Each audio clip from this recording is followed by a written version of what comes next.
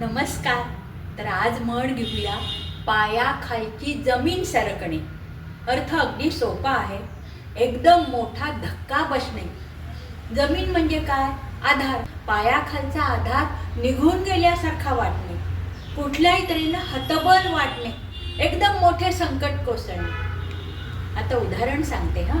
दिवस रात्र मेहनत करून, काबाड कष्ट करून त्याने आपल्या कुटुंबावरच्या कर्जाचा डोंगर कमी केला होता.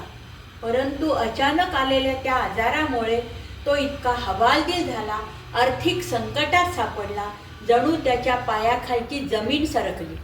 किंवा लँडिंग करताना अचानकच त्या विमानाने पेट घेतला आणि आपल्या नातेवाईकांना घ्यायला आलेल्या त्या कुटुंबाच्या पायाखालची जमीन सरकली. किंवा आता तुम्हाला माहिती आहे, मराठवाड्यात तसा पाऊस कमीच पडतो, परंतु ह्या वर्षी इतका पाऊस पडला, जणू काही ढगफुटीच झाली.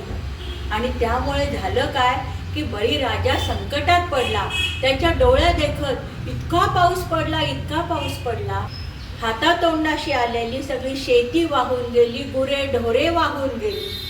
त्यामुळे शेतकरी बिचारा पायाखालची जमीन सरकल्यासारखा हवालदिल झाला.